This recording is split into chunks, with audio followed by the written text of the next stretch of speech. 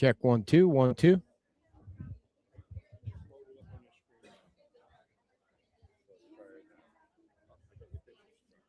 Check 1 2. That's not bad. Can you guys hear okay? Or not? That's not bad. Can you guys hear okay?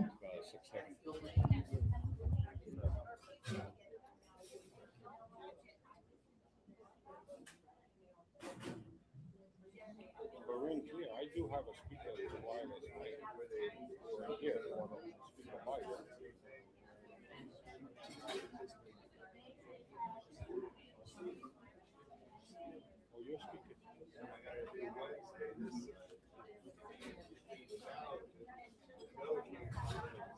The speaker has a Bluetooth. I don't know how we would come up to the speaker. I think that delay is a little too long.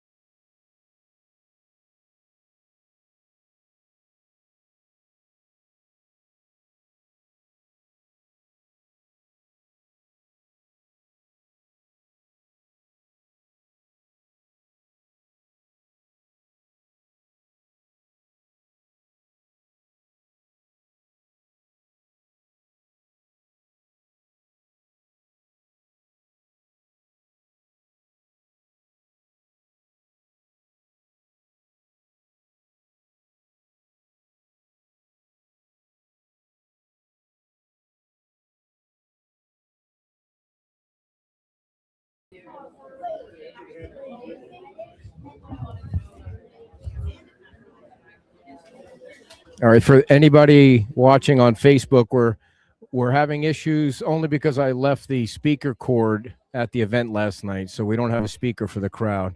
Everything will be fine on Facebook and YouTube when we start, but we're trying to figure out if there's any way to get the show playing here inside the restaurant. So stay tuned, please.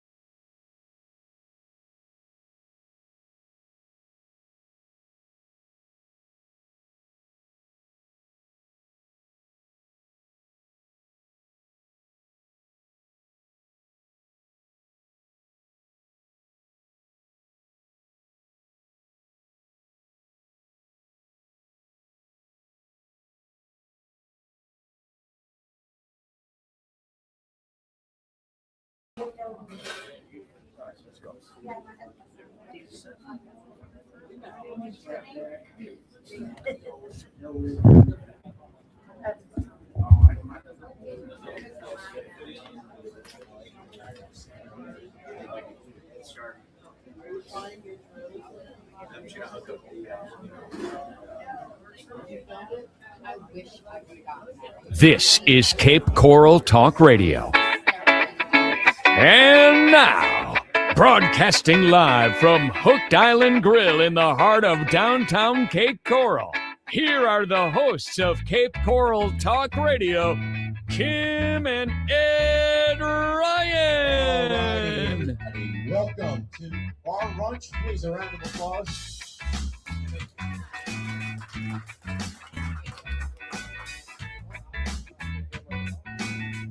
So we're starting the show here. Awkwardly. There we go. I turned my microphone on. Hope you can hear on Facebook and YouTube. We're at Bar Runch. And the reason we're using two microphones is last night there was a wonderful mayoral debate that we live streamed. And we had buckets and bags of equipment that we were, thank you, You're welcome. that we were using to make sure their live stream went off perfectly. And it did. And then Kim put one of the cords in the box and left it at home last night. So. Of course. So we've been scrambling, trying to figure out how to hook the board here up to the speaker. And we couldn't find anything, but everything sounds. You're a divorce lawyer Yeah. in the audience. I think everybody on Facebook and YouTube could hear fine. And then we almost kind of got it working with YouTube, thanks to Frank, but there was a 7-second delay, so that would have been a little awkward. So we do have a great show lined up for you tonight, and Jennifer Nelson is here, and Lisa is here also. So let's get Jennifer up here right away. Jennifer Alastra Nelson is running for her current seat, and she's got her mom with her. So come on up, Jennifer and the Dragon Lady. She calls her the Dragon Lady for some reason. We're going to come up and talk to Jennifer. Go ahead. Okay, so you have to pass the. I know we're going to use the one mic. I think we have somebody. Well, this will prevent us from stepping all over. There will be no talking over each other. That's for sure. Do you want to sit here? Yes, we at Bar Runch if you're watching. Well, go ahead and get in the chair, and I will. She'll be fine. And I will. The good news too is there can't be any feedback in the No, you speaker. don't have to hold it. You can hold this one. It's much easier. You don't have to hold anything. You can just yell if you would like. Can I stand? You can stand, If you would like. but you do have to hold. One a smaller chair. No, it's fine. All right. Don't fall off. No, You're getting a free Oh, average. she's got it. By the way, She today's. popped right up Give me that. there. 88. Give me that. How old are you? 88. Mama, wow, you look fantastic. She'll be 88 tomorrow. Okay, you have to use both microphones if you're going to speak. I know, Well, happy birthday. It's both of our birthdays. Wow. I was born on my mom's birthday, She ruled my You got 50, almost 56 years ago tomorrow. So I'll be 56. She'll be 88. Wow. So we're pretty excited. We get to spend another birthday together. Happy birthday. Thank you. Thank you. So what was that you whispered to me? She ruined my party. And she also likes to always say that's the only time in my life when I've been early. was on her birthday because I was projected to come a week later, but it was the 70s, so maybe they got the date wrong. Who knows? That's what you did. She came right on my birthday. Got to use both mics. So, Oh, all right. I did also want to mention that tonight's show and every show is sponsored by Bar Runch by Rocket Health. So we'll tell you more about Rocket Health a little bit later on. So. Appreciate their help tonight. Yes, for sure. Yeah. So, all right. So, Jen, there was a question that you wanted me to ask your mom about the mayor. Is that Yeah, right? ask So, her- ask go her ahead. thoughts I'll on let the you- mayor. I'll let you ask that. So Go ahead. mom's on Facebook. Look out, world. And she always asks me about everything happening in the mayoral race. She's asking me about Lisa. Of course, she remembers Rich Leone, who I ran against in 2017. And she had an encounter with him at CVS, I believe. And, Yes. this is Well, just do tell. I'm warning everyone. There's no filter over here, so be careful. But why don't you tell everybody? She sees lots on Facebook. And she actually came to the council meeting the other night, which she thought was very interesting. Mom, why don't you tell everybody what you think about the mayoral race and what you thought about our council meeting? Here, hold both. Oh, okay, about the race. Well, first of all, I'm not into politics. To me, a senator, I don't know from a janitor. Okay, so that's it. But the race, what I have noticed, and it really hurts me, that how much hate there is that people taking signs down and that they're destroying somebody's property. When I grew up, we didn't do that. You don't touch. If it's not yours, stay away from it. So, but I'm hoping that, God willing, the best man will win. That's what I'm praying for. Or woman. woman. Or woman. Oh yeah. Well, that's right. person. Yeah, Person. Yeah. Yes. Yeah. Can Yes. go either way. So, So but yeah, what did you think about our council meeting the 2 nights ago? that was better than a slapstick movie. Okay, slapstick movie. It was really, like I said, to me, coming from a different country, it's just totally a different ball game. So I was just amazed, of what people can spew and really talk bad about each other. It's just a lot of hate, and there should not be any hate in this world. There's enough going around, Mom. and you all should have it, not here in your little pretty town. I love Cape Coral. Yeah, we want you to move here. Cape Coral wants you. It's calling your name. Right, maybe. All right. Well, thank you. Do you want to go sit down? Thank you so much for coming on, and we appreciate Yeah. appreciate you. And Francis is happy gonna come get happy you, okay? 88th birthday. Yeah, Mama. Watch. Be careful. Thank you. Stay away from Okay. that man. Do you want to move over one chair? Okay, Jen? I can. I Yes. can do that. I feel so far away. That'd be great. Now I'm closer. Here I am. All right, I'm going to turn that Right. mic off. All right. So, Jen, I want to ask you if you had an opportunity to watch the debate last night and what you thought of it. I did. And, I have to be really honest. I was not, bowled over by it, if you will. I love some of the innovation that's coming. Lisa's idea with the UEP, I think, is fantastic. Of course, I would like to see the cost benefit analysis on what that would look like. Then there's a state statute that has to be changed. All of that can take time. But I really applaud innovation because I find that when candidates have ideas, like it's one thing to say, yes, we're going to support smart growth and infrastructure. Okay, and those are great words, but how are you going to do that? And, for me, it's always been, even when I sat on council before, it always had to be measured growth. It had to be, well, where are we growing? And let's talk about that. And let's talk about the UEP, and I've always said, well, how can we get it done faster? Because we need to lock in those prices. And so that we're not doing them 10 years apart. And then the cost goes up 3 times. And then you have individuals on fixed incomes, which is what we constantly hear about. And we've heard about with this North 2. The individuals in Councilmember Paduke's district, we hear from them weekly about the cost. So I really applaud innovation, and I felt like many of those candidates didn't really have many. I thought the women did great.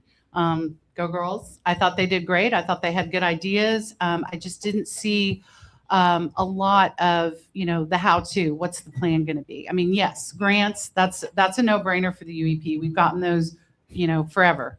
But what else can we do? All right. So I know this is awkward, but if you're just tuning in, I forgot the speaker connector, so we're passing around the wireless microphone for the audience crowd. So who do you think won the debate? I'm going to hold the mic. Oh, okay. I'm Make it not easier. sure. I don't, to me, I think that the ladies did really well. I think both of them did really well. I don't think the men did quite as well.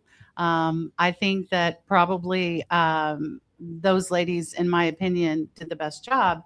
But again, I'm looking, I'm not looking for necessarily wow factor. I'm looking for innovation. I'm Okay. looking for who am I going to hopefully get to serve with that's going to come up with those innovative ideas that we can talk about as a group and then get behind, build consensus and make them happen. Oh, okay. Go ahead. What other innovative ideas did you hear last night from the women? You know, I really liked what Kara Rogers had to say when she was discussing the taxes and talking about property tax reform and how, you know, there's going to be a way that we have to tighten that budget. And we're already doing it. We're feeling that tight right now, you know, going through the budget. And I really liked that she brought that up. I like that she brought up the fact that she's a litigator and she's used to contract negotiations.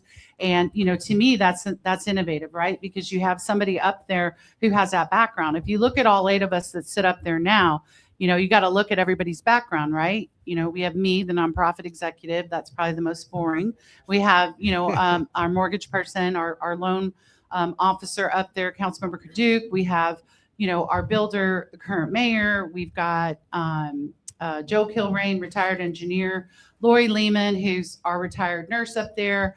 And we have Dr. D, who's an educator. So you have to really look at those backgrounds. And for me, I like those backgrounds. I mean, I like the diversity of those backgrounds, I guess. But, you know, hearing somebody talk about how they're, you know, constantly looking at contracts and doing contract negotiation, that's a lot of what we do. The budget, I would say, is the most important thing as a candidate and a council person that you're going to need to know to serve well, because you've got to understand. I mean, you hear Kaduki at the end of the dais constantly, you know, oh, all the money trees in the basement, you know, okay, yeah, well, they're not really money trees, but, you know, she jokes about that. But, you know, you have to know what those reserve funds are and you have to know what they can be used for. And it's a lot. So I appreciated that. I appreciated that from Kara. And of course, you know, I think the UEP idea that Lisa's brought up many times is definitely something worth looking at. I think, again, you know, it's going to be a lot of work.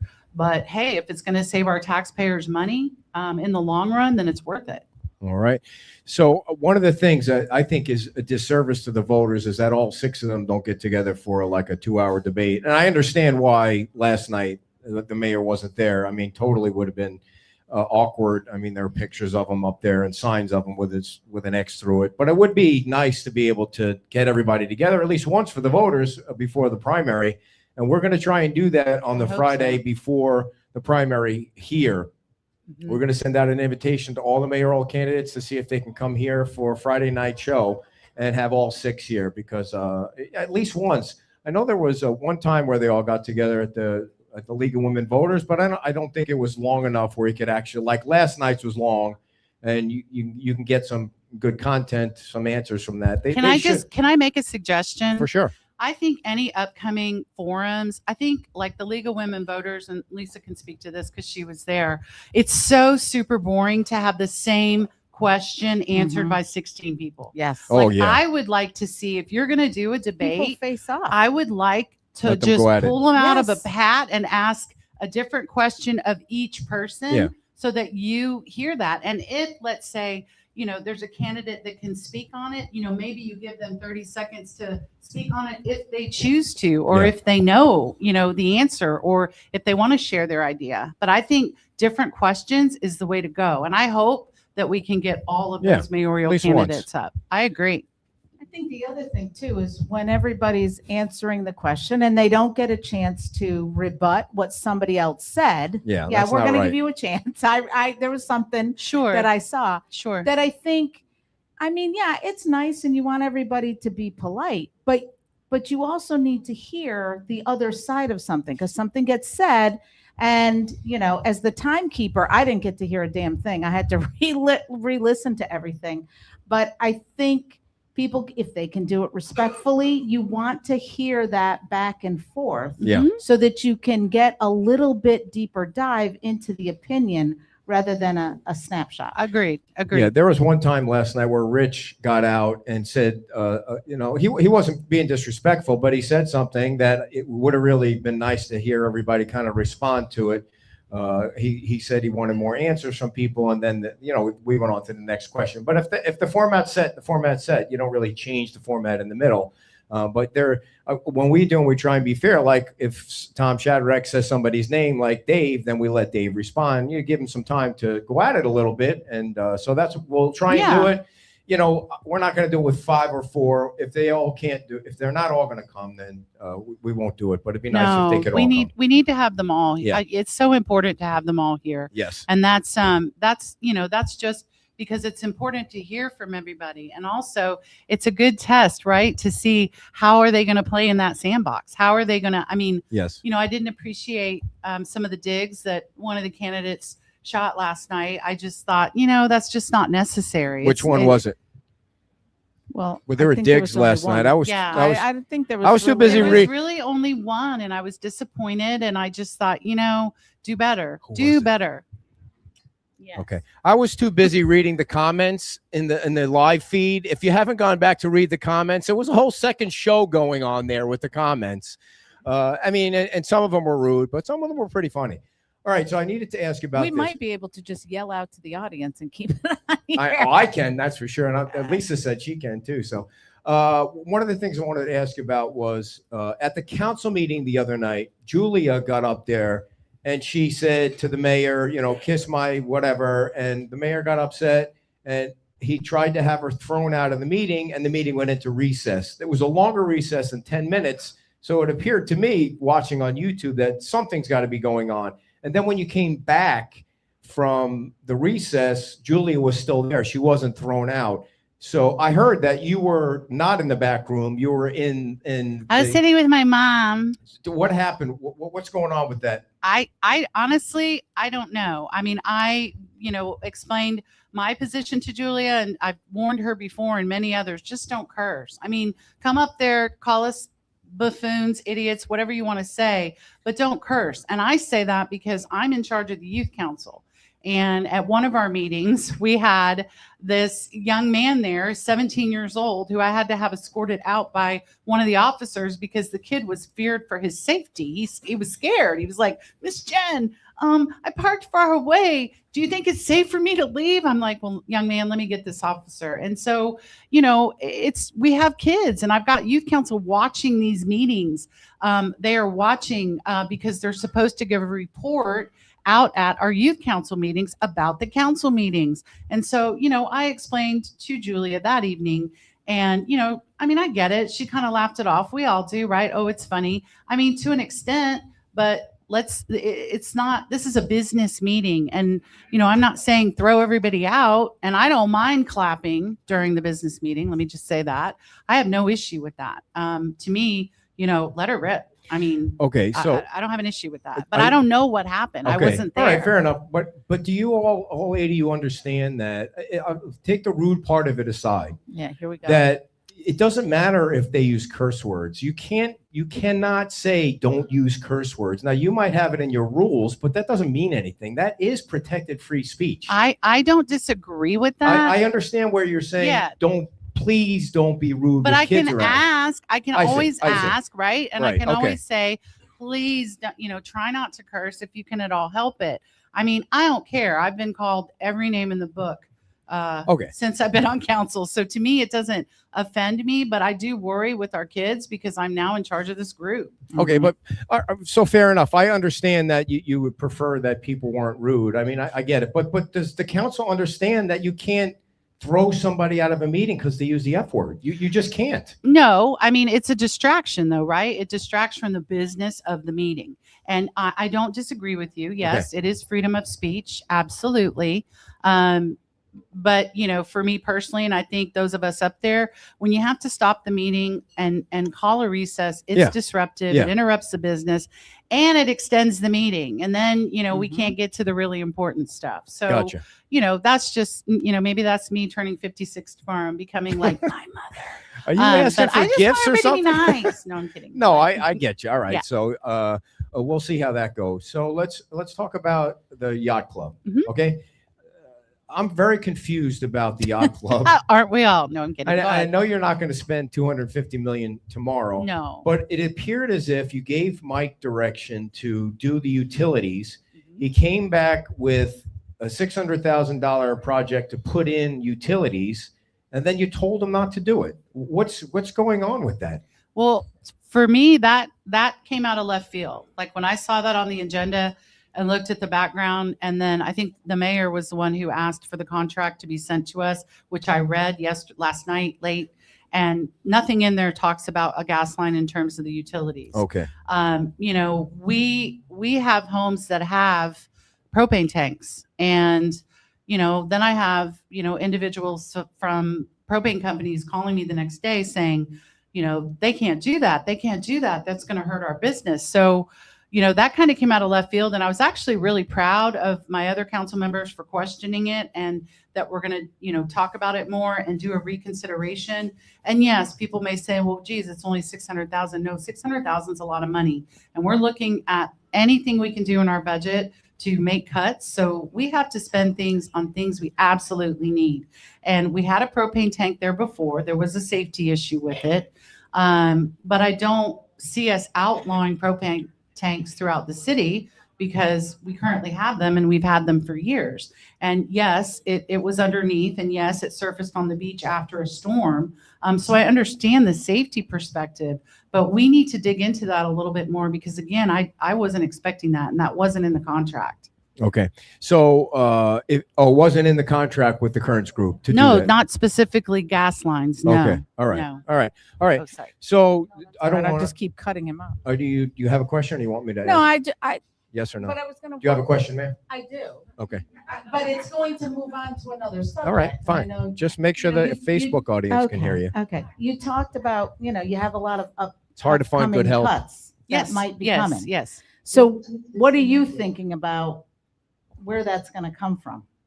Well, I don't want to run from, just making cuts and then, we're going to, I've always said this, right? That three-legged stool that came up with Mr. Zerlag when he was our city manager. Yes, it's 3 different funding mechanisms, but it comes from the same source. Me, you, the taxpayer.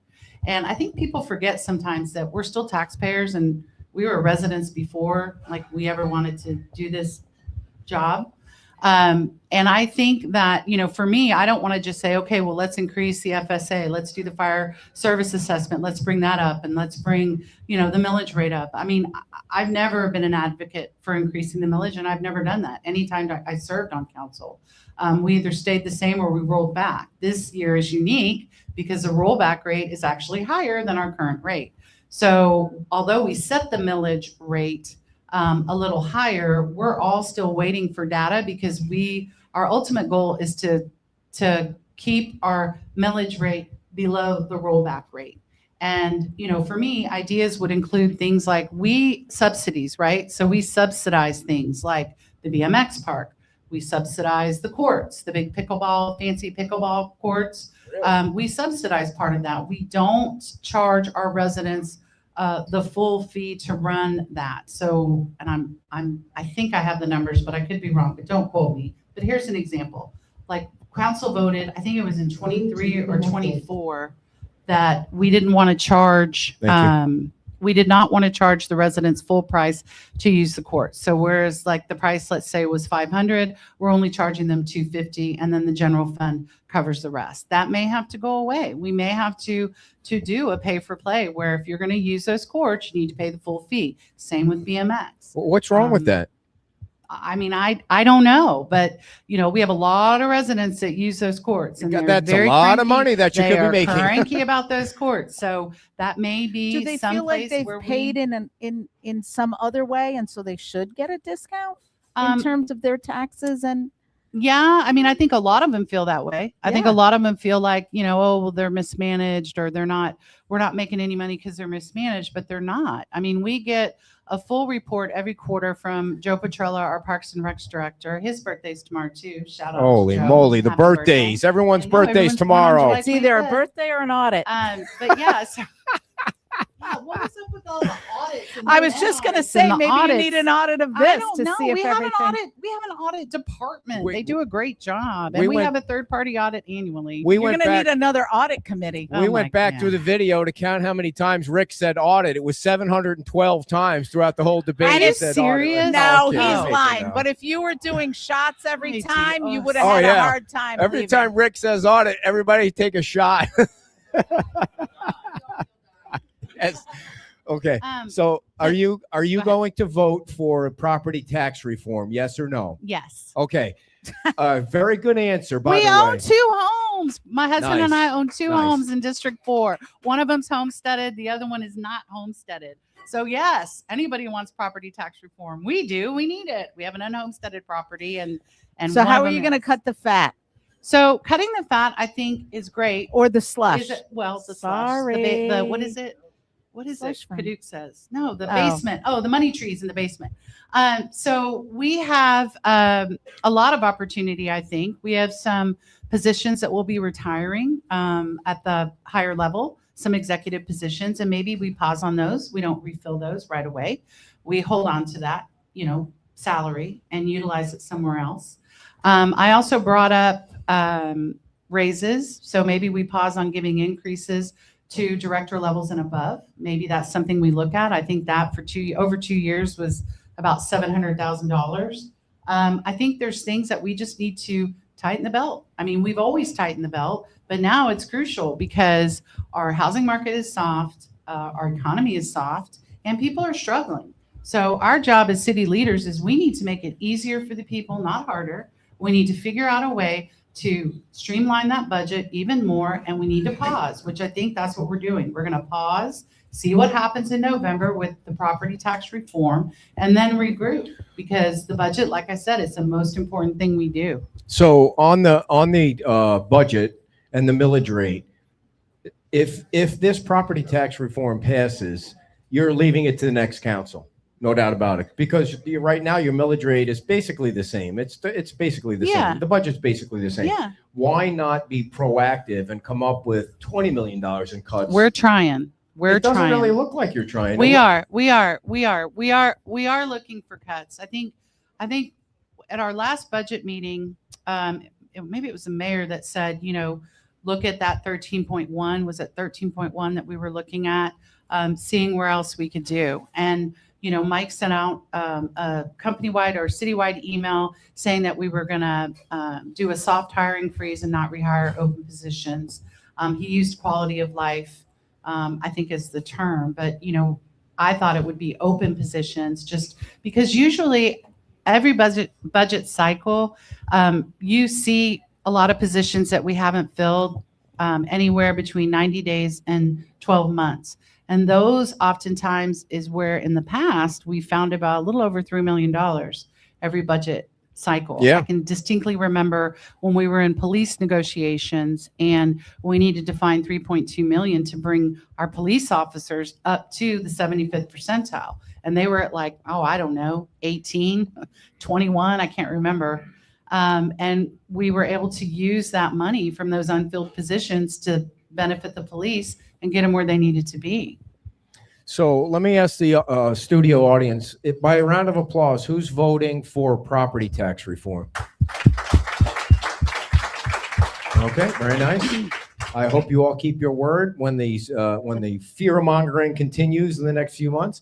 Who's not voting for it? Stop stirring the pot. That's all right. No, that's okay. Gloria Tate's not voting for it. We had two people. We need to have her on to explain why. So I went to a chamber meeting yesterday, and it was very disappointing to see that everybody up on stage was talking about, cutting this, and they got into the police and the fire and the whole thing. And I just felt like not one single elected person got up there and said, man, I'm going to try and do this. I think we can do this. There's got to be ways we can do this. And that's what's disappointing. I haven't seen that yet. Well, and there are. I mean, there's many. We have to look at revenue generating opportunities within the city. And we're a tourism attraction, and we have a pretty good season here. And we've kicked around the parking, paying for parking. Many residents don't think it's fair. And, I get it. But every time I go over the bridge, I pay a toll, right? And every time I go park in Fort Myers, I pay to park. Yeah. And, I'm not saying that, let's do that tomorrow, but I'm saying there are revenue generating opportunities that we need to consider, as well as what kind of subsidies can we stop subsidizing, like some of the Parks and Recs things, that will generate additional money to the bottom line. And those are the things we need to be looking at. And those are the things you should be looking at in your elected leaders, is where are they finding the solution? I keep hearing the word salad. Yeah. No more word salad. Like, where are we going to find that money? And that's why I suggested, let's look at those positions. Let's not hire those positions right now. Let's not give raises. Let's pause on increases for director level and above for the next year or two, see what that gets us, and see where we are in November. I don't know if I'll have support for that, but that was one of the suggestions I gave. you were talking about parking, and then you were talking about being the season that you have. Mhm. And I think that that's, when you go to the beach, when you go to Fort Myers, you pay for parking. The people You who do. don't pay for parking Sanibel, are the people Captiva, that live there. So you give the people that live here a pass, little pass, yeah. and then the people that aren't living here, they pay. I mean, I don't think most people understand if they go someplace in a big city on a vacation that they're going to have to pay for parking one way or the other. Absolutely. I couldn't agree with you more. And Why didn't that that's- happen already? Because every time it gets brought up, we have a onslaught of individuals who are upset about it. And so, it's coming. It's something that we're looking at. It's something that we've Is it already residents discussed. that are upset? Many or- yes, all residents that are But even upset if you about it. said we're going to give you a pass, Well, we haven't discussed that Oh, part okay. yet. Okay. But they don't do that in Fort Myers. No, they do that at the beach. I Yeah. know that, and in Sanibel. But that's an opportunity. Again, what revenue generating opportunities can we have? Do we have opportunities with? So I have to be honest. The first time I parked out here to bring in my equipment, I We was were looking around like, shocked. where do I know. pay to park? It's like, Everybody's shocked. it doesn't I make any. know, I mean, know. but hey, I look at all those cars out there. Even if it's just Yeah, five, that parking's going away. We're widening the parkway anyway, Oh, so I don't was- worry about that. Worry but- about the back. yeah, even if it's $5 just for for the entire day, that I mean, it's not a ton of money, but it's better than zero. Yeah, it generates something. Yeah. I agree. We need to be innovative. That's what we need to be. Right now, we need to really be innovative. We So- need to think about things differently. Speaking of that, Joe Kilrain has I'm in a brought bad up. spot. Yeah, Joe Kilrain has brought up putting cameras on red lights. I think he brought that up at the last meeting that he wants it to be investigated to perhaps as a money generator. I think it means if you go through a red light Mhm. and the camera catches you. Oh yeah, you yeah, yeah. get a So the ticket. license plate reader cameras. Yes. Yeah, yeah. What do you Yes. think of that? I mean, I'm not an Thank advocate you. for violating people's constitutional rights. However, what I've learned, because I just got educated and I did a lot of research on the flock cameras, because I was thinking flock cameras are just license plate reader cameras. That's or what a I thought. brand of camera, and they are. I met with the police chief day before yesterday, before our meeting, and he clarified for me it's not facial recognition. It's not, they're not. They can't follow you. They don't have that. They don't have that technology. They're just a higher technology version of a license plate reader. But I don't know. I don't know if putting cameras on the red lights is a solution. I know with the red zone cameras, I've worked with them a lot. They've been great to Yes. work with. In the beginning, when we had so many issues because either people were given tickets wrongfully or the signage wasn't right, and they were incredible to work with. I know that we already have those cameras in those school zones, and we do generate some revenue from those, not a lot. And people get angry, but I can't do anything if you're actually going 45 and a 50, Yeah. 20 mile. Yeah, an hour. I don't have any problem with there being cameras in the school zones. I mean, Correct, correct. for me to see For the that kids. that one person still passes a stop school bus is bizarre to me. Like I can't Oh. understand. I see it all the time. doesn't make any I live on sense. Country Club. I see it all Yeah. the time. So I wanted to ask you lastly about the flock cameras, Sure. being that you spoke to the police chief. Now, the flock cameras, the way I understood it was, okay, they read license plates so that the police can go back and look at something if they're trying to find a thief. That's how they found the individual who Right. murdered that beautiful girl, that Okay. young girl. Right. Okay. Well, that makes sense. Yeah. Can the flock cameras, are they feeding the information to the police department in real time? Are they reading a plate and then a plate goes into a car and the car, the license plate is expired or a license is expired? No. Are you sure about that? I got to Are double you check. sure? I've got to double, in all fairness, I need to double, I don't have my notes in front of me, but I have to double check with the police, but I don't think so. I think he said that those cameras utilized to find the murderer of that young girl. He didn't describe it to me like that.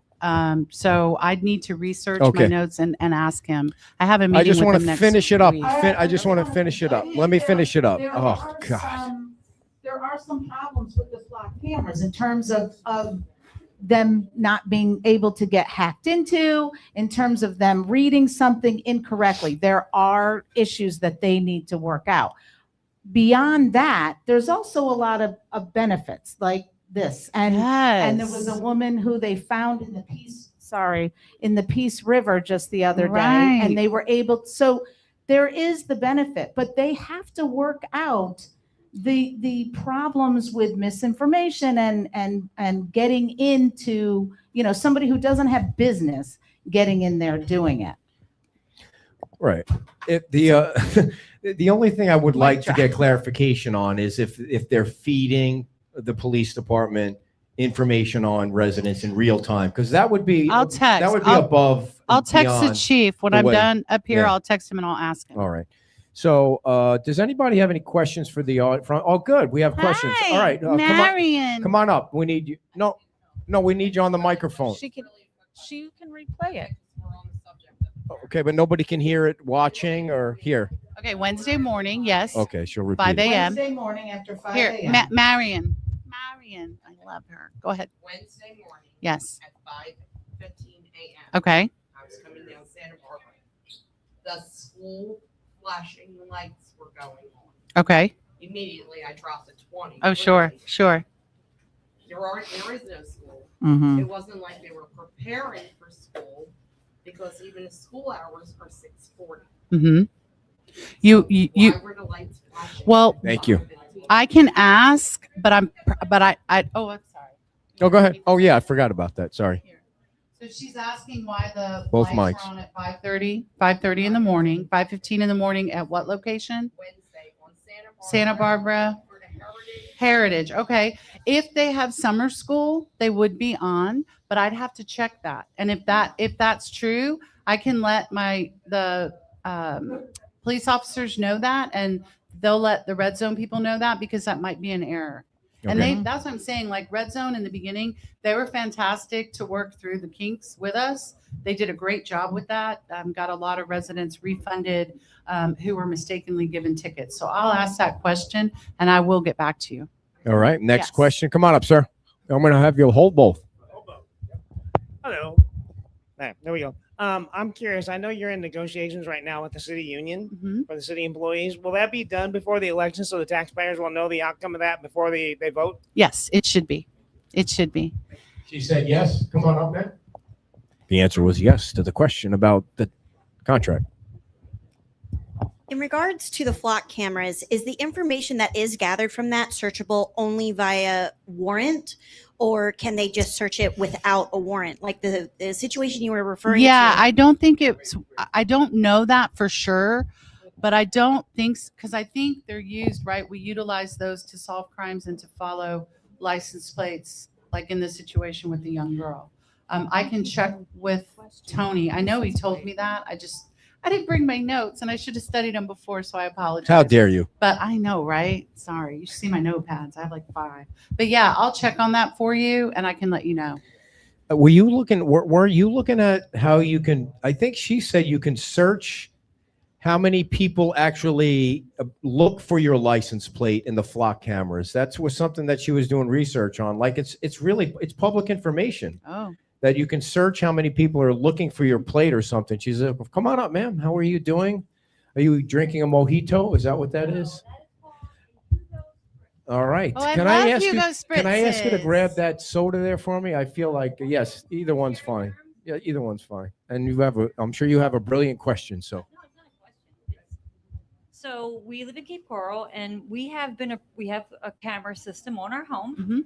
And 2 different times since we lived here for 13 years, a police officer has knocked on the door and said, "Hey, we see you have a camera. There was a boat stolen down this way. There was a car taken down And they this want to way. see if you have Can we any. see your Sure. cameras?" Sure. So I look at it this way: pretty much everybody has some sort of an alarm camera system on their home. Yeah. So when a car or a garbage truck, in my case, drives down the street, it is recorded for a snippet of information. Mm-hmm. Every single house that has a camera, from the time it enters down to the time it enters. So we're not giving anybody special permission to, like, when the police officers come, we say, sure, you can look whatever we Sure. have. It's up to So- you. Right. I understand the concern about overreach. Reach. Overreach. Yeah. But we're already doing this. They knock on our door and say, can we look at your cameras to see if you picked up anything on a crime that may or may not have occurred in your home? So I think we all have to think about that. We think we put cameras up to protect ourselves, but we also have those cameras up to give information. God forbid something happened to us. Sure. That's a great point. All right. I don't care about the flock cameras as long as property tax reform passes in November. And Amen. Amen. When I went to this thing the other day, Was it depressing? it wasn't depressing. I went to one and it was a little Yeah. depressing. So, property appraiser Matt Caldwell, after Kevin Anderson, he's just talking about how detrimental it would be. He said, "Cry me a river," and it was such a great quote. I'm getting a shirt made up with a baby on it that says, "Cry me a river, vote for property tax reform." Oh, I didn't wow. tell you that, but we're going to sell some new shirts. So, give everybody a reason, not a reason, but an understanding why they should vote for you again, Jen. Sure. I definitely have the experience. I know a lot of people are always out with the incumbent. They're bad. They're all bad. But I think you really have to look at any incumbent that's running. Check their voting records. Look at what they've supported. Check their behavior. How do they act? How do they respond to residents? I don't think you'll find a resident, particularly around the old golf course, because I walk that way a lot, that will tell you they don't have my cell number. I always joke that everyone in Lee County has my cell number. And I do get phone calls weekly from residents, whether they need services, whether they're, facing homelessness or they need assistance paying a bill, or, they got bad information from code enforcement. I'm dealing with that issue right now, a gentleman actually in my district. But I'll respond to anybody. And, again, I think it's really important. It's great. There is a ramp up period, and we all had to do it. I know when I first started, I studied the issues really, really hard before I ran. So I was pretty familiar. At that time, we were dealing with the LCEC contract many years ago, and that was an issue. So I think it's really important that you research your candidates, and not all incumbents are bad. And the main thing is, do they listen? Are they listening to you? Are they, taking your guidance? Are they taking your frustrations in stride? Are they able to respond professionally and actually help you with a solution? I've done that. I do that weekly. My poor husband is like, "Are you on the phone again? Who's that?" I'm like, "Oh, it's a resident. Where do they live?" "Oh, they live in District 2. Well, why are they calling you?" "I don't know. They got my number. They need help." So, I'll help anybody. We do serve the whole city. Was it that lady with the accent that comes to every meeting and seems to I've be? met with that woman, bless her heart, Miss Lisette. I have met with her. I kind of laid it out at the council meeting after her comments. I'm not a racist. My mother's Asian. Hello. My husband's from Spain. Far from a racist, and I'm not a liar. What I try to do is educate the residents like her, and I took her on. I asked her to come and meet with me so I could completely understand what her issues are. All of her issues have been resolved except her fence, which she needs to move it 25 feet back. Wow. Her argument is that the people in the permitting That's a lot. department, first it was they drew where the fence needed to be. Well, you don't need to tell her And whole yeah, story. You were talking about so yourself. anyway, I Yeah. just help her, and I want to help her, Yeah. and it breaks my heart. Some people you just can't make happy, but I try. I really, really try. All right. All right. Well, thank you so much for coming. Thank you. Big hand for Thank you Jennifer. for having me. Yes. Good luck in Okay. the race. Lisa, All right. You're I'm going up. to read an ad before Lisa comes on. You guys, I'm going to read an ad, but you don't need to. You can mill around, grab a drink. This is Oh, that's the wrong one. And then we're going to have Lisa come up. And I know we're running a little late because I forgot the wire to connect to the speaker here. So we are doing this old school with 2 microphones and a small speaker. But I did want to tell everybody about Rocket Health. Rocket Health and RocketHealth.com, a national company headquartered right here in Southwest Florida, helping individuals, families, and small business owners obtain affordable health insurance alternatives to ACA, Marketplace, Obamacare, without sacrificing coverage. Give Rocket Health a call right now. You can check them out online at RocketHealth.com or call them at 239-800-0303. 239-800-0303. All right, everybody. Turn that music down. And if you go back and watch the show, if you're deciding, I don't know, the clipboard does not like me tonight. If you want to go back and watch the show on Facebook, the sound will be just as solid as it is every Friday night here. Next Friday night, by the way, we have Ray Muley and Dave Newton on as we get closer to the primary day. And the primary is Tuesday, August the 18th. So please remember to go out and vote. And Lisa was sitting right here. Oh, she's over there. Were you ready, Lisa? Lisa Cohen Atkinson, everybody. She is running for mayor of I almost said Fort Myers Beach, of Cape Coral. And she's going to come up and chat with us now. She's they got their own really cool video set up here. What's the name of? Tell everybody the name of the company that you use, because he's a super nice guy. Buzz Media Digital. Very nice. Yes. Buzz Media Digital. All right. So, Lisa, let's start off with we're going to need to scoot you back a little bit. So how you think the debate? Scooch forward. I'll move up too. How you think the debate went last night? What's your opinion on how you think it went? I thought it went really well. I really did. I thought it was a good debate. I thought there were some pretty good questions. There were some that could have been a little bit better, but I mean, for the most part, I thought it was a pretty good debate. Okay. So the one thing I wanted to ask about last night was about The one thing? Well, yeah. I mean, One of anybody the things. can go back and watch it. Is the Seven Islands thing kind of threw you for a loop? What my explain what happened there? You were unaware, or you forgot that the No. city? Okay. I did not think it had been sold at that point. Okay. So I did a lot of research today, and then I found a whole lot more out today. So I already wrote a statement on that one as well. Oh, you did. Oh yeah. What did you find? Well, actually I brought it back to UEP. Believe it or not, this is all your fault, Ed. So Save I that just for want later. everybody to know that the UEP is all Ed's fault. I just want you to know that. So, I wrote a lot of things out that I really wanted to focus on. Believe it or not, the biggest thing that I really wanted to focus on was property taxes and how to make sure we could stop the non-ad valorums more than anything. That was huge, right? Ed focused in on 2 sentences and he changed my entire platform. So, and here we are today, and now my big focus is on the UEP. So while I was going through the 7 islands doing my homework, I found that they've bumped them up for the UEP because of the 7 islands. Plays a part, massive part in it, because they need the utilities out there. They need the assessments out there. So it was slated for 2035-ish, something like that. Now it's going to be next year. And it's not going to be 33,000. It's going to be approximately 50,000 for that area. And when I was out in that neighborhood, they're not standard 80 foot. They're not 80 feet of frontage. They're mostly 4-lot sites, 6-lot sites. So you're now talking $150,000 for those people out there. Really? That's a big deal. Is that in the paperwork that you found that it was going to cost that much? It was put out there. It was going to be roughly around 50,000 for that particular area. So they were saying 33,000 is the price point for the current UEP areas, where the areas are already dug up. And they're saying the next one's going to be around 50,000. Okay. All right. So, do you want to? No, I mean, do you want to just? Yeah. Well, I do want to start with I that. don't like that one. So that first one. There was a negative mailer that was sent out about you this past week. It was the ugly side of politics. You responded with a Facebook post. What would you like to say to people watching about all of that politics there?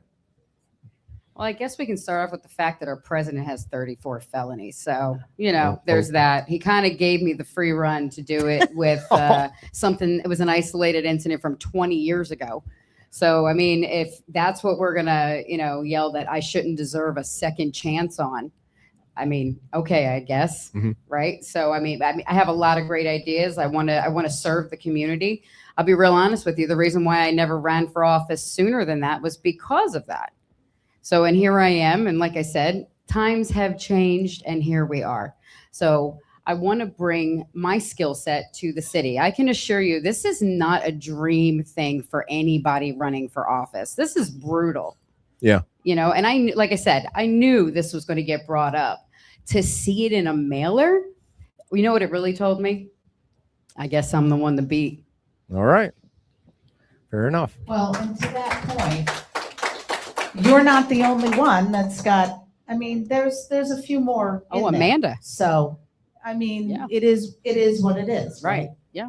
So let me ask the second one, and then you can Yeah, I go on don't- to yeah, the I like that. hobnob. Okay. So also, I would just want to ask about this once and get it out of the way. You and Rick were going back and forth. You accused him of threatening you, and that whole situation. Where is all of that? Tell us where that stands. It didn't look like the two of you were talking last night. Yeah, I don't think that's a good idea. Okay. So, if you don't have anything nice to say, don't say anything at all. And that's kind of where I'm going with this one. What happened was, in my opinion, it's still unacceptable. It is what it is. For some reason, I have been, made to be this monster because I brought it up, because I spoke about what happened. I mean, it's only in writing. So, I mean, whatever. It is what like I said, it's politics. It's politics. That's all there is to it. They're going to find a way. They're going to find a reason to try to demonize whoever it is that they don't agree with or they don't like. And I get it. It is what it is. Is there still a police report, or is that over I mean, the with? police report's forever, right? Okay. All right. But and they're not going to. Okay. It was basic. But you know what? There were a lot of great things that came out of that as well. They said it was too vague. I get it. Everything was very open-ended. And that's a good way to do it. I guess if you're going to do it, that's a good way to do it. So, and it was too vague, and here we are. Okay. Fair enough. All right, and I have one other thing that Use the microphone. All right, I have one other thing that I just want you to clear up, because the bathrooms, I want us to get clear on the price of the bathrooms, because you were saying one thing, and because we do the show at the beach, I was like, no. So what is your impression of what the cost of the bathrooms are on the beach? Because you originally said 500,000, and that's find in writing. Okay. That's all I can find in writing. Because it's all over the county website and Wright Construction that it's the 500,000 was the design stuff, and it's 6 million for the back. It's 6 million. Now the bathrooms at the beach, in the $6 million, I just want to clarify, because in the bathrooms at the beach, the $6 million includes some improvements to the boardwalk, some picnic stuff. So we asked them if they could separate out what the bathroom, just the bathroom costs are. But even if you take 2 million out for what they're doing, that's still 4 million for those bathrooms. But is it 2 million that they're taking out? Well, no, that's what I'm saying. They couldn't break it out. But I mean, that's not a fair comparison then. But it's not 500,000. Well, but that's why I was saying. So when I was so originally somebody told me it was 2 million for Fort Myers Beach, and I was like, okay, it's still twice as much for Cape Coral. That doesn't make any sense to me. But when I was looking for something I always try to source my information. And when I was looking for it, the only thing I could find was something from a newspaper, and I want to say it could have been the News Press. I think it was Gulf Coast News. It was Gulf Coast News, and that was the only thing I could find, and it came up at 500,000. And I even went and I was like, wait a second, That was for they but said it was the design. only thing I could find. It was So for the design. even with the 2 million, like I said, and that was what I was being told, was that it was 2 million just from spectators that were around it, just saying that it was 2 million for Fort Myers Beach. Because the same company that's doing the beach is doing Wright is doing the beach, and they're doing the yacht club. So they should be able to lend some light on what that is. Because I mean, it's going to be expensive. It's in a zone. You got to raise it up. You've got the ADA And also keep in mind Fort Myers Beach is actually, I mean, you're looking at ocean, right? We're looking at river. So I don't know if there's a difference when you're talking about the two different things. I mean, I understand there's going to be, and that was what they were telling me at the council meeting, that it's because it's coastal, right? So so about the bathrooms, let's just say they are 4 million for whatever reason. Are you trying to get it to a certain number amount, reduce the size of it? What is it that you want to see there? Or you would want to see as the mayor? I want to see the proof, because $4 million for a 1,600 square foot standalone building with toilets and sinks seems astronomical. Okay. I mean, just for the layman, right? I mean, I'm just hearing these numbers and that doesn't make sense to me. Yeah, I wonder if there were 3 bids or how they do the whole. I didn't look into the bathrooms, but when Mike was on the show, he did say there was going to be bathrooms facing the water, bathrooms facing the yacht club building, and So, but man, that's got to be some really soft toilet paper. I'm telling you, when you get $4 million bathrooms, it better be Charmin. So are you guys? Are they golden toilets? No kidding. Right? I just want to know, is it a golden throne? Yeah. All right. Go ahead, dear. Next question. All right, so tell us a little bit more, for those who don't know, about your UEP plan. Yes, please. Okay. Let's go right into the UEP. All right. So one of the things that got said last night was that I was looking to basically put that on the rest of the residents who already paid for the UEP. I have never once ever even alluded to that. I don't want to put it on the people who already paid for it, obviously. Listen, when I bought my home, there was a search criteria, and I was looking for in and paid for a reason. I didn't want that responsibility. So I never in a million years. So who they pay is really what it comes down to. And I do know that we can't do everything in-house, but can we do some of it? Absolutely, we can do some of it. These guys do it all the time. Bella Vita is the perfect example. It was already done. So, I mean, we're not talking about the possibility of doing it. They've already done it. So they tapped into Coral Lakes and they ran water and irrigation into Bella Vita. Okay, so let me just. We'll pass it back. Go ahead. I think when Rich was talking about that, You got to do both. okay, he said, would that require what you were saying, require hiring more folks? As the UEP continues to grow, we're going to need to hire more people to maintain the areas. Right. So I think what he was saying is that when you hire more people, those people are going to get paid by every taxpayer, not just UEP. Right, but that would be for the maintenance side of it. That would be the maintenance side of it. When they're actually doing the installations, the homeowner would then be paying the city directly, not the contractor for that work. Again, not affecting every other resident in the community. Again, the maintenance, yes, but we were going to pay for that anyway. Okay, so how many User employees? fees. How yes. many total employees working now? And your husband works for the city. Is he working in the public works department? No. Okay, so how many employees would you move from the city to work in the UEP?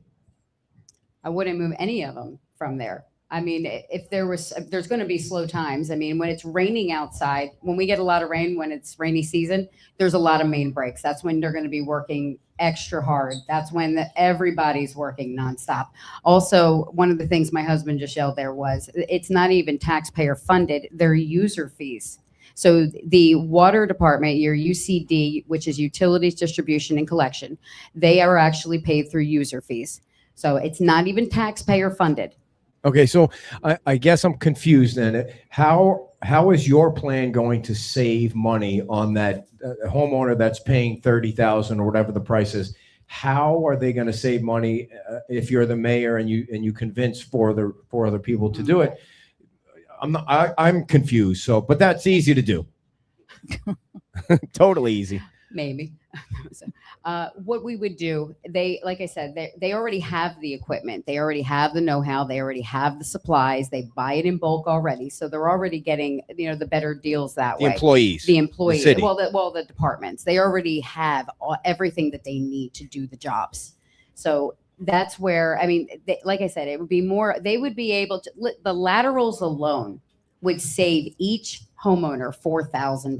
So the $25 million grant that was already given, when you spread it out over the area, it's only a $1,500 savings per residence. That's it. Okay. So this one idea already brings it a $4,000 savings. So what happens? So then what happens to the contractors that are doing the job now when you just fire them? You let the city employees do the works. So they're doing their getting paid their regular salary, so that you take the contractor money off the table, right? Is that how we're doing it? Well, they also hire all-in-one companies.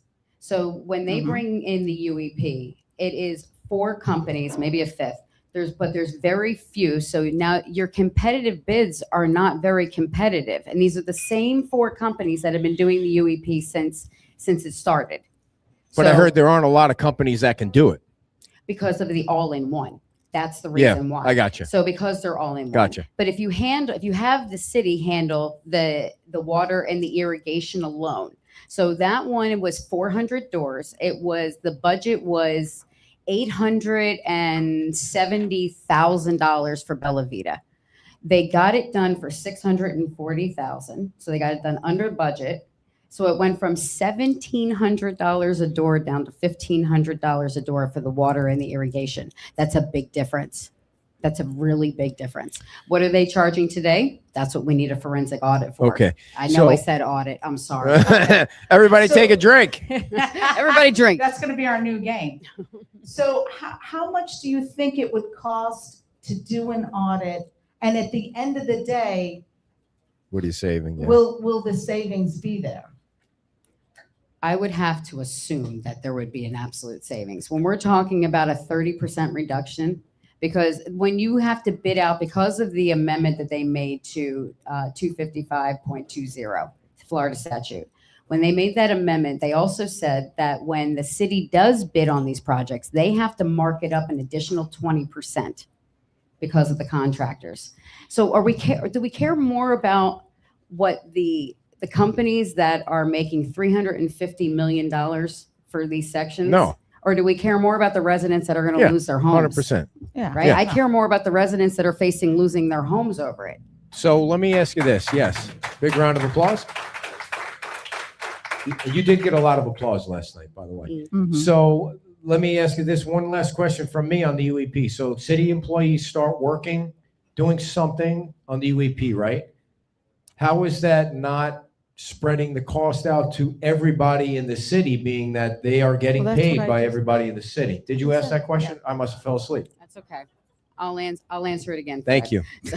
Thank you. Because the homeowners are still paying somebody. They'll just pay the city directly instead of paying the city, who then pays the contractor. I see. I That's see. why. I got you. How many people do you think are going to need to be hired additionally to do it? I mean, UCD is usually hiring a lot of, they usually try to constantly, because it's the retention. It's probably one of the hardest working departments in the city. Really is. I mean, when you drive by and you see these guys and they're working out, I don't know if anybody saw or drove on Country Club the other night when there was a massive main break. I mean, those guys work Yeah. really hard, Uh-huh. But I mean, really you're- hard. But so they have a lot of turnover though, because is where I was going. Do you with that. think they're not going to have to hire? They can use the existing staff to do the whole UEP? Not to do the whole UEP? No, but the to water lighten- and the, yes, Yes, to lighten the burden, absolutely, they can do that. All right. with their they can do that. existing schedule. The maintenance when it's not rainy season is not as bad. This is their busiest season, and this is as soon as the rain starts, the pipes start breaking. So that's when they have the excess. So when we have dry seasons, they could be doing UEP at that point. What are they doing now then? Well, now they're fixing main breaks all over. No, the I place. mean when the time is down, She doesn't follow the rules. when the time is down, like when there's not a lot going on, what are they doing? I mean, are they not busy now? They try to stay busy. They try to stay busy. I don't like the way that Well, sounds. you I don't know, like the way listen, that You got to sounds. be prepared for when it is busy, though. Yeah. What are you going to do? I'm sorry, we're going to let Yeah. you go this week. That's no, right. I mean, That's- yeah, they're that's fair union enough. too, Fair right? They enough. still got to do what they got to do. All right. Anybody, are we happy with the UEP now? We can move on. That was a long question. Ma'am? She's talking about the big turnover. Low paying jobs. Yeah. All right. I don't think that was a question though, but right, that was a statement. Thank you. Thank you. And you're right. Thank you very much. All right. So at the Hobnob, you mentioned that you were the only candidate that saved X amount of money. I don't remember what the number was. I didn't write it down. Can you explain what you were talking about there? So I was on the Public Safety Building Committee back in 2007, 2008. I can't really remember. But we were tasked to build the police station. The number was $110 million. We got it done for $23 million. We saved the taxpayers $87 million. So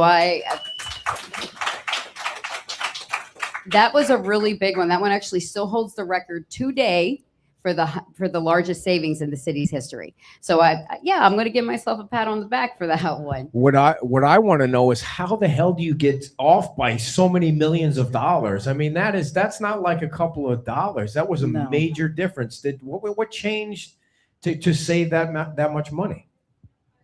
Well, we scaled a lot back. I mean, Okay. there was even a point where we were taking inches off of walls when we were going through the blueprints and everything else. We had a great team. We had an amazing team. So we had a retired chief of police from Santa Monica Cool. that was on our team. Elmer Tabor was on our team. Oh, man, he's great. Charlene was on our team. We had a great team. And it was a lot of fun. I met a lot of amazing people, and I still keep them in my life Nice. today from that one particular, committee that I was on. All right. You're up, dear. All right, we're gonna rock it back to the yacht club. Last night, you want to clarify. So last night, if you weren't watching, you said, and you can correct me if I'm wrong, that you would possibly consider selling it if it needed. And then it kind of took a life on of its own. So do you want to clarify your position on that? I don't want to sell the yacht club, but is it an option on the table? Of course it's an option on the table.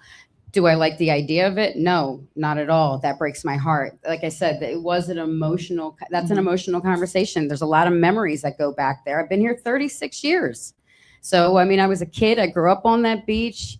We spent a lot of time on that beach. We've done a lot of events in that hall. I've got pictures of my grandparents who are no longer with us on that pier. These are the memories and the charm and the character that the city has. So yes, we have we have options. We have options, and I want to absolutely have a town hall, have a conversation with the residents. I want them to be a part of that because you guys are just as much a part of the community, and you should have a say in how that plays out.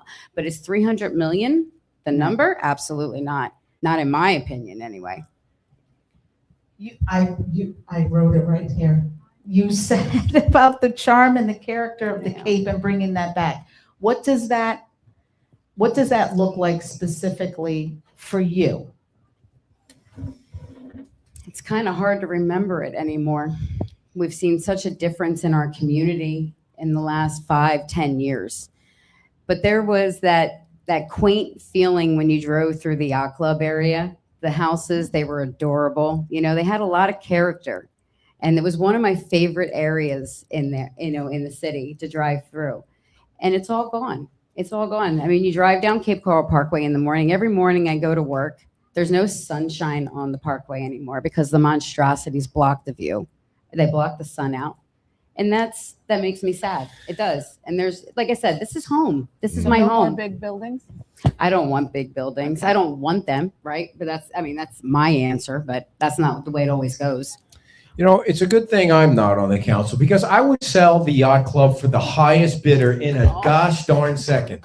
That's not true. I would totally sell it because times are different now. The government should not be in the business of running these kinds of things anymore. It's not the basic needs of the government. It's like when Jennifer said that the courts are not breaking even.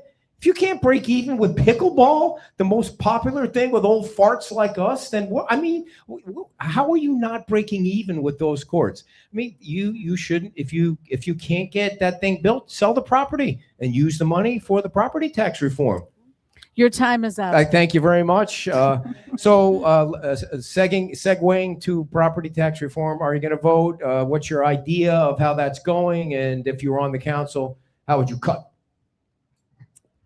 I am absolutely in favor of the $250,000 homestead exemption. I want that for every one of us. I want to make Cape Coral in a place where we don't feel like we're being run out of here in the next 5 years. I feel like every time I turn around, it's going to cost us more money. So I think Ron DeSantis was really looking at Cape when he said, you know what, let's do something about these property taxes. And I do want to see that happen. And I want to get rid of the non-ad valorums because at the end of the day, they found a backdoor way. Yeah, they found a backdoor way with those non-ad valorums. Be specific. Be specific. Yeah, I'm going to. Yep. So your homestead exemption makes it to where your property taxes can't go up more than 3% a year. Does that feel like it's been 3%? No. And it's because of the non-ad valorem. So there's two different bills on your tax bill. You got your ad valorums and your non-ad valorums. So it's called the Save Our Homes Act. And it's to protect grandma that's on a fixed income from her property taxes going out of control. And they have found a backdoor way to get around that. And that's through the non-ad valorem. So they take so your property taxes originally were set up for fire, police, and roads. Now your property taxes no longer cover the fire or the roads. So now they put that on the non-ad valorums, and they have gone up astronomically. So when when they brought in the fire assessment tax back in 2013, I fought it back then also. It was $157. It was one item, $157. Now it's 5 items, and it's not $157. It's between $1,100 and $1,500 a year on your property taxes. And now they're going to go up again because that's what they're talking about. So now we were at, I think it was 80%, and we're going to be at 94%, I think it is. Come on, this is insane. So if the property tax reform goes through and you're saying get rid of the non-ad valorem, how do you pay for all that? How do you pay for fire? How do you pay for all that stuff? We all need to tighten our belts. Yeah. That is what it comes down to. We need to cut the fat at the top. At the end of the day, we got 3 employees. We got the city manager. He's got 2 assistant managers. Between the 3 of them, they make almost $1 million.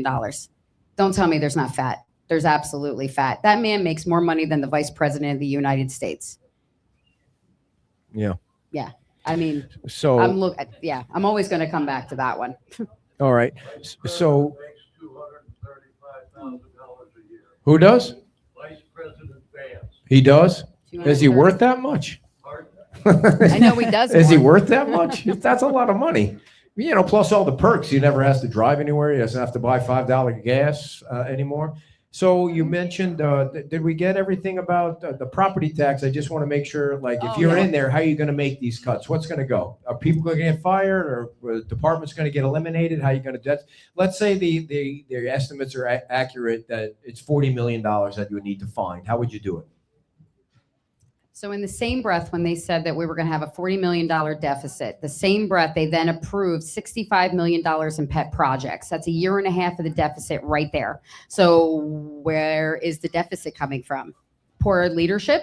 I'm going to go with that's where it's at. I'm going to go, they're spending money on things we don't need. They're spending them on their wants, not even our wants. So, I mean, we show up, we pack the places, we say, don't tear down the yacht club. They do it anyway. They say, don't tear down the trees at JC Park. They do it anyway. They use our go bond money and cut down our trees. I mean, and then they tell us they were invasive. They're invasive pines. The only thing invasive is our council. So, So any more specifics on that? I want to make adding any new ad valorums, non-ad valorums. I want to add making that a ballot initiative. And this is the way to stop them from undoing the good that we do. I want to make sure that it's up to the people to decide how we're going to spend that money. I think a lot of things need to be more about than a ballot initiative. The people should have a say how their money is being spent. And if they don't want their money to go over here, then they should be able to say, I don't want that. I'm not going to check the box for that one. So other than the 3 employees at the top that are making too much money, that doesn't come anywhere near the 45 No, million. you're So right. what do you cut? How are you finding the money? Well, like I said, that was 65 million in just in pet projects. Really? That's what they approved at the same time. Okay. So they said it was a $40 million deficit a year in year 2 when the 250 goes Right. in. Then in the same breath, they approved 65 million in non-ad valorums. Okay. That's the exact problem. So, I mean, like I said, we don't need to make cuts in staffing. That's not even necessary. So when I see the fear mongering that they put out in these emails telling everybody, tell your friends and family and your neighbors, don't vote for the 250. By the way, you're using my tax dollars to work against me and my vote. I didn't see that. I saw an email, but I didn't see it say don't vote for it. It was definite. And there was even the one that came from the union president as well Okay. that said, I don't recommend you vote for this. I need to see those. I didn't see I'll those. get it to you. Yeah. Okay. Cool. All right, well, let's go to infrastructure because there was a lot of talk about that last night. And apparently you could knock out one of your contenders because Rich Leone he came out of the gate hot about if people can show the plan to how to improve, and fix the infrastructure, then he would, I'm paraphrasing. Was that your impression that he would, He would drop out of the race. Drop out of Yeah. the race. So there was a lot of talk about growth paying for growth, and we know that the mobility fees have been in place, and that's going to be an increase. what is your answer to that? Because it seemed like he was saying you guys weren't giving specifics on what you were going to do to fix infrastructure. Obviously, we have a serious issue, especially down here on this side of town. Anytime it rains, Coronado and Cape Coral Parkway completely floods. It's outrageous. So the more concrete we lay, there's nowhere for the water to go. And that means it's going to sit on top. So they need to do something about the drainage. That's a big thing right there. The way I keep talking about it is it's like they always put the cart before the horse. Let's build these big developments, but we don't really care about the infrastructure underneath. And what about the impact from that development? Where's the impact fees for the big developments that cause the problems? So even if we talk about the 7 Islands, for example, there's going to be a lot of impact from that community. The traffic, they're going to have to expand those roads over there as well. They're going to need a light over there. They're going to need all kinds of things now. And again, now they're going to bring in the UEP early as well. And I think they should have to contribute to those things, that they're the reason for why it's happening. When they did the ribbon cutting of the Bimini Square, that day, the pump station across the street had also been completed. The day of the ribbon cutting, the engineer on the job stated, this will not handle that building across the street come rainy season. It was already obsolete. That's poor management. That's a problem. That's a big problem. That's first we're hearing of that. Well, and we've talked about this on our show before, that there was a long period where they did not raise those impact fees. I mean, it was like, what, 19 years or something? So, but you're here now. And so what do you do going forward to mitigate all of that? So when they say growth pays for growth, what they're talking about is when you come in, you're going to be your values are going to be higher. So when we bought our homes in the 80s, the 90s, 20 years ago, whatever the case is, we are based on the value at that time period, and then it goes up 3% a year. They come in today, they're paying a totally different number. So that's the growth that's supposed to pay for the growth. When we say that, there is going to be that impact from that. It's supposed to be that when they pay their taxes, so my taxes are about $3,500 a year. So the first year when I bought my home, I know, I see you, Wes. When I bought my house, the first year it was $1,500. The next year after reassessed, it was $1,700. Now, 12 or 15 years later, it shouldn't be $3,500. Not after I got reassessed at 17. Now, the new people coming in, I'm not hearing anything less than $6,000. That's how the growth pays for the growth. So they pay twice as much, and they're homesteaded as well, which, by the way, do you know how many homes in Cape Coral are actually homesteaded? Percentage-wise. 44%. That's I was a lot. actually shocked by that. You thought too high or too low? I thought that was low. Okay. I thought it was going to be, I thought it was more than that. I Really? really did. I thought that, I expected maybe 55. I figured that we at least had the majority as a homeowner. I did. I thought we had that majority. So, but we don't. 44. I thought that was pretty interesting. So, and they're still going to pay property taxes. Yeah. They're just not going to pay as much. Gotcha. All right. So Can I just ask one more? sure, show. Okay. Do you think that the area is growing? Yes or no? Yes. All right. Then why are there so many homes that are being abandoned? And you heard people talk last night about this mass exodus out of the Cape.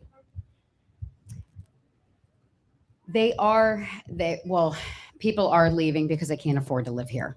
And we're finding that everywhere. So I do want to see rents come down. I do want to see, the affordability come back because people struggle. You have more people living in these houses.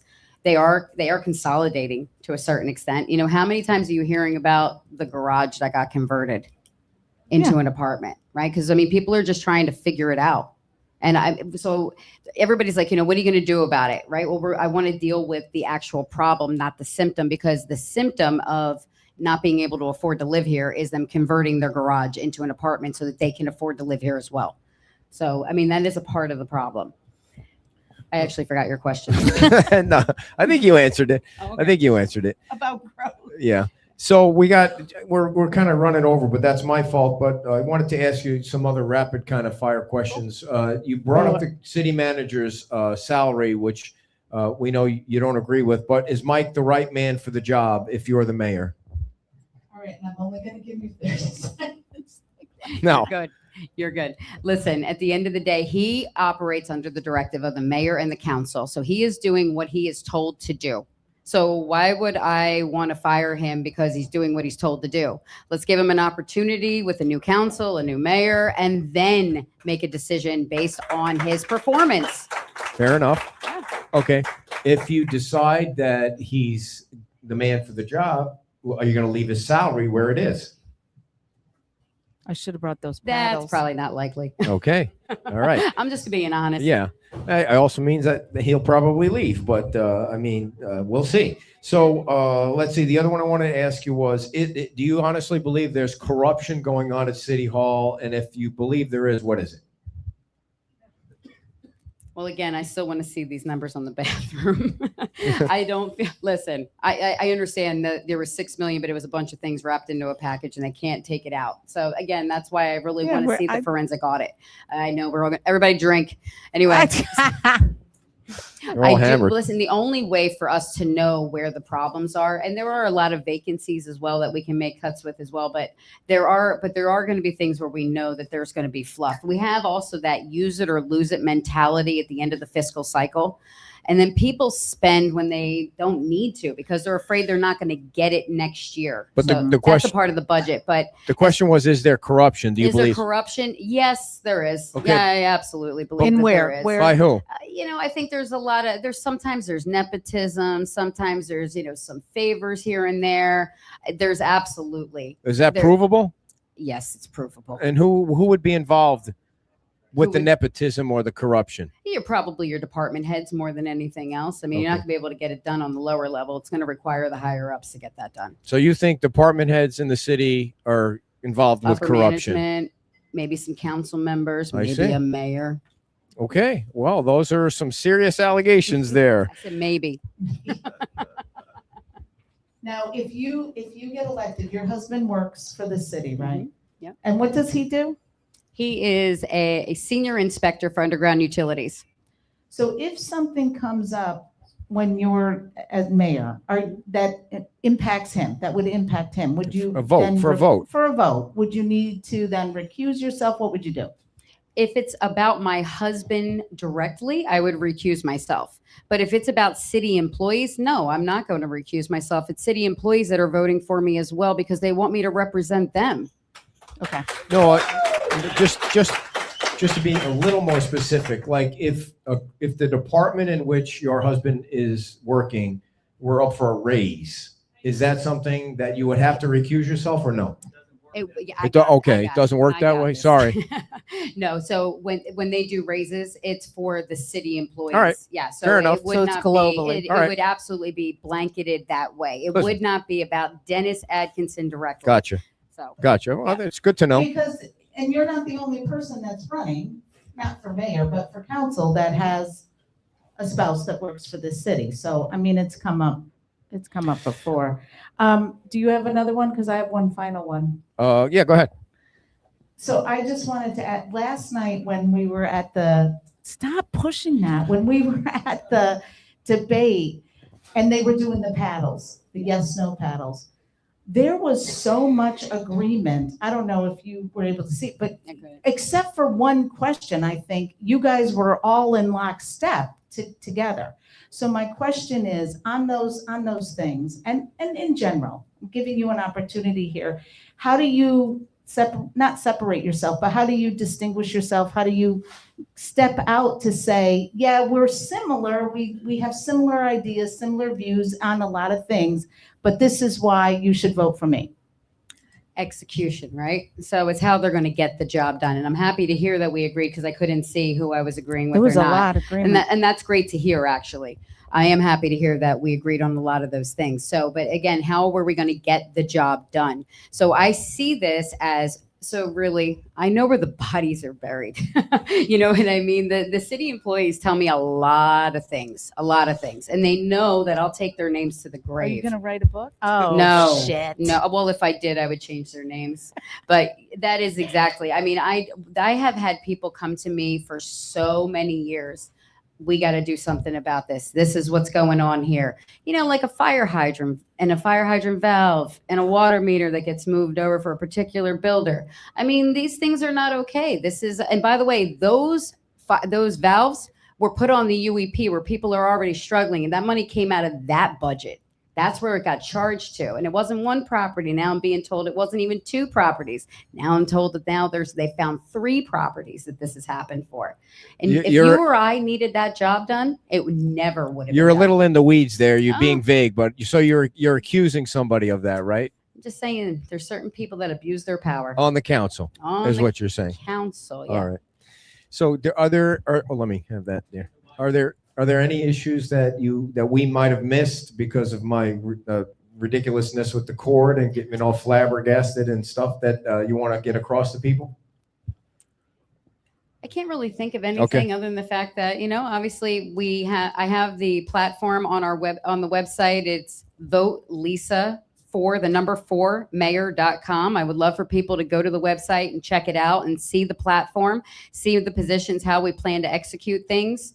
We put a lot of time and a lot of effort into that. And sometimes we learn new information. I'm all about learning new information. I want to know. I want the input from the people. So if there is something that I can do better, or, hey, did you think about this? Because this could create a problem over here. I want to know that too. And then I go in and I revamp the plan, because if that's a good idea, I want to know it. All right. Do we, thank you. If we got them all 6 of you together, would you do a debate? Yeah, okay, great. I really hope we absolutely. can make that We did happen it. at least once here. And did you give out all your information so people can contact you and donate and stuff like that? Because obviously everybody still needs to collect money if they want to win. Yeah, I need money. Give me money. No. No, it is what it is, right? Campaigns are not cheap. They are not. I mean, each mailer is approximately $15,000, and that's just to get to your super voters. They are not, and then they throw them out. Exactly. They throw them out. So we got to find a way to get to the public, and signs. Yep, there's always signs. Leave the too. signs alone. Please leave the put them. Don't be any higher than 6 feet. No stealing signs. No stealing. Don't cut them out. That's not okay. We don't destroy. We don't destroy other people's property. So just All do the right. right things. Well, we appreciate you coming on very much. you. It was very nice. We appreciate you coming on, and wish you good luck in the race. And hopefully we get everybody together on August 14th. And a big hand for Lisa Cohen Atkinson, everybody. Yeah. Very nice. And before we head on out here, I want to apologize to Frank and everybody for forgetting the cord, and to everybody out there that's watching. Hopefully it came across great, and you can watch it later on if you want to see how Lisa did. You can also watch the debate from last night. That is archived on our Facebook page and YouTube channel. And we'll be back next Friday with all of our equipment, and we have Dave Newton and Ray Muley on. And hopefully on August the 14th, we'll have all the mayoral candidates here. That would be great before the primary. You have to remember to vote in the primary. The primary is very important on August 18th. And vote yes for property tax reform in November. Let them figure it out. That's why they get elected, to do the hard work. We want our money. Rocket Health and RocketHealth.com is our sponsor, exclusive sponsor here at Bar Runch for our Cape Coral Talk radio show, helping individuals, families, and small business owners obtain affordable health insurance, alternatives to ACA, Marketplace, Obamacare, without sacrificing coverage. Better plans, better prices, local agents, 239-800-0303, 239-800-0303. Thank you all for tuning in. Have a great weekend. We'll see you on the beach tomorrow. Bye-bye.